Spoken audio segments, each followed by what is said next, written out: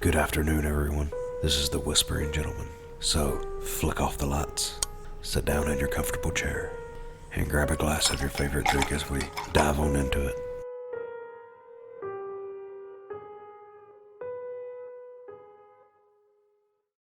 You know that feeling you get when you realize that you're a fucking loser?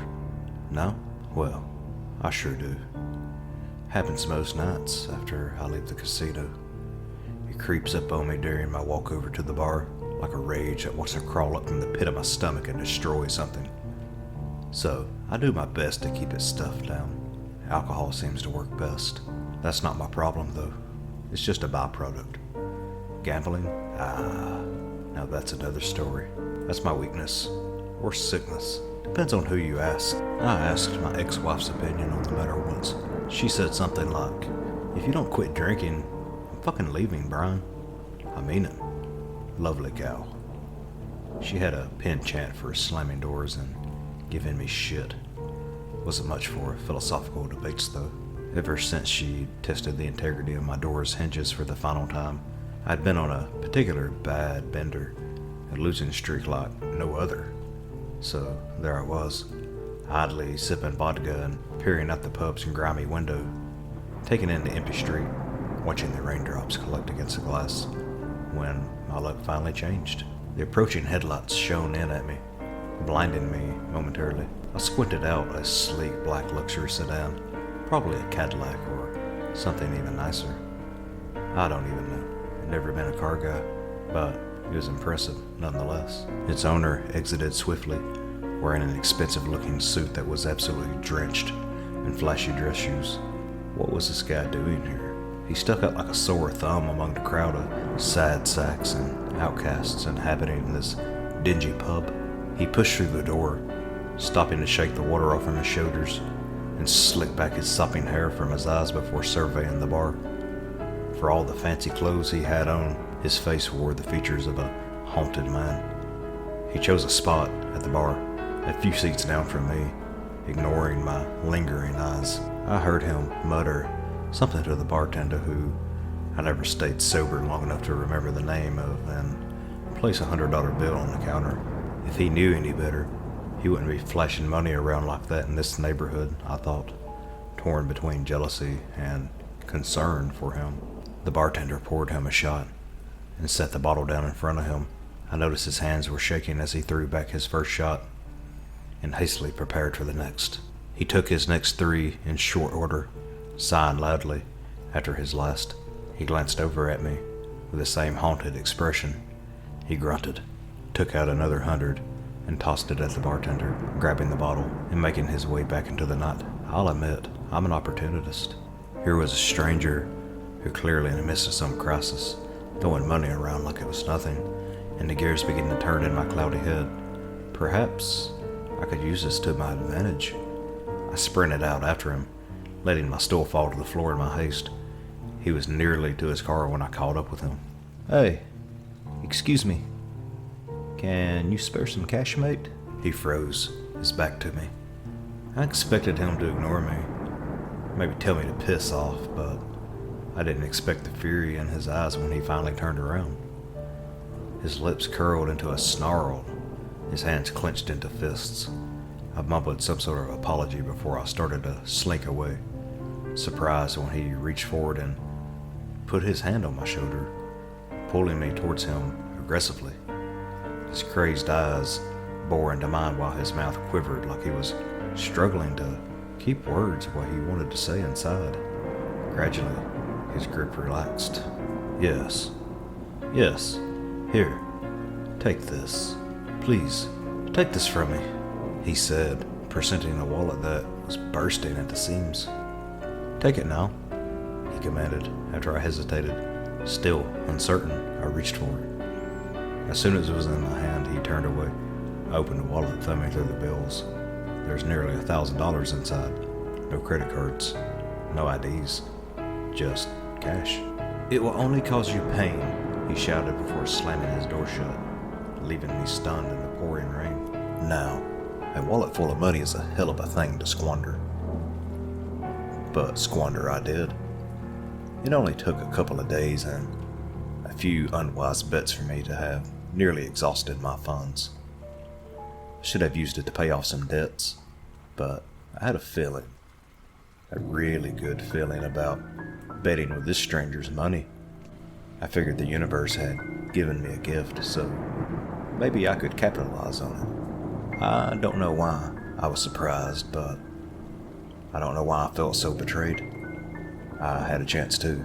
I'd been up for a while, but I got greedy, and I couldn't stop myself. Following an all too familiar trajectory of self-loathing, I found myself back in the same shitty pub, sipping vodka once more, intent on pissing the remaining $50 away. I tossed the bills at the bartender who I never stayed sober long enough to remember the name of. He scoffed at me. Nice fucking tip. In my drunken haze, I saw red, and I slammed the glass into the counter. But the obscenities I planned for him quickly turned to ones of pain as the glass shattered and dug deep into my palm. "Alright, psycho. Get the hell out of here. Don't bother coming back," he shouted, pointing me to the door. I didn't need to be told twice. Fuck. I winced, trying to pull the pieces of glass from my hand on my walk home. They were really in there.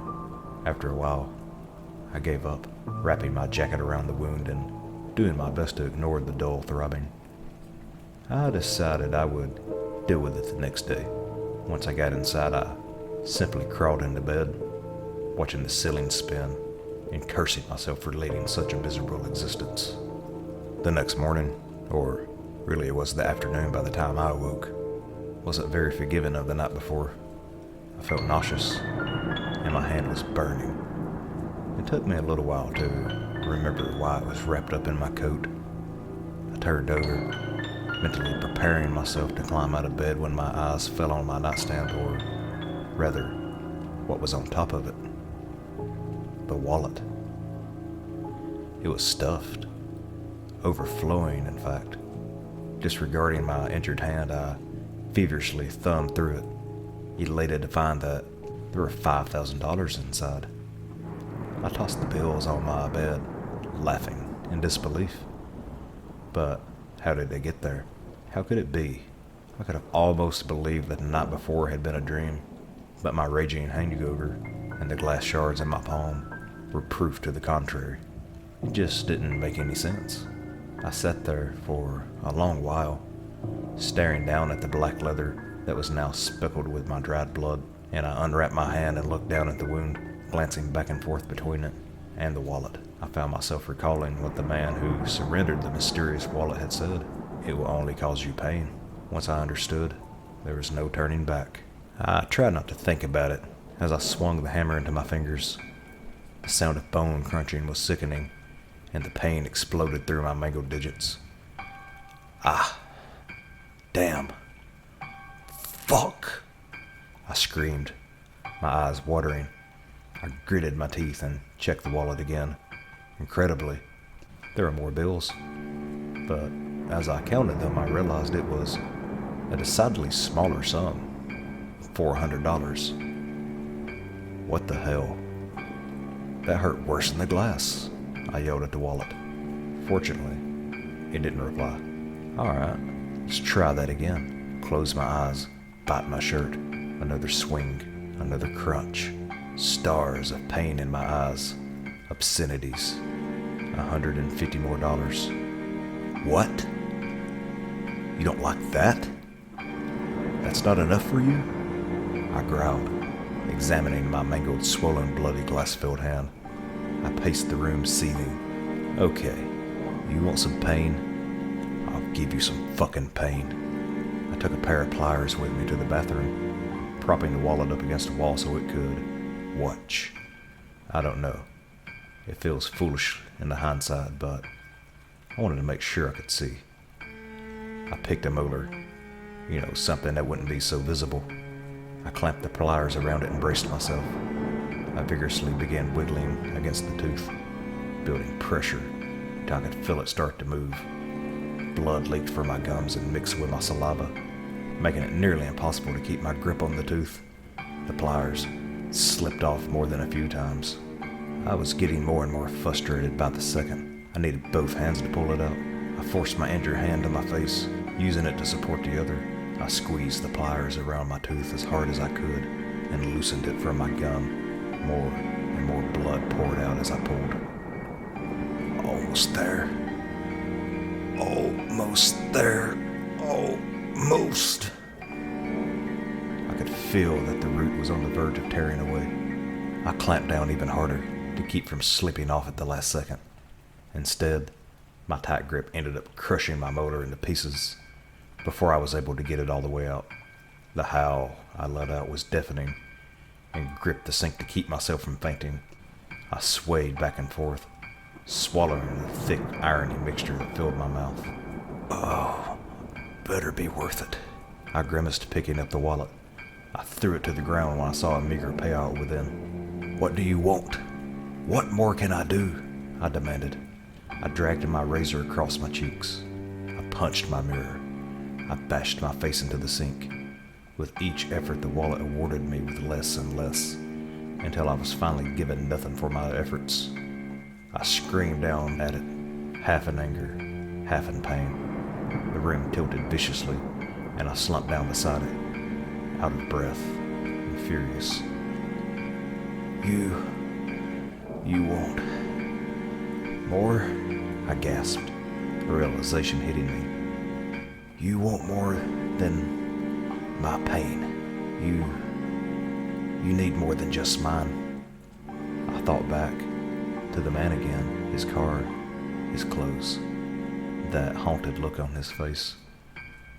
What had he done to have so much? How many people had he harmed? How far had he been willing to go? How far will I?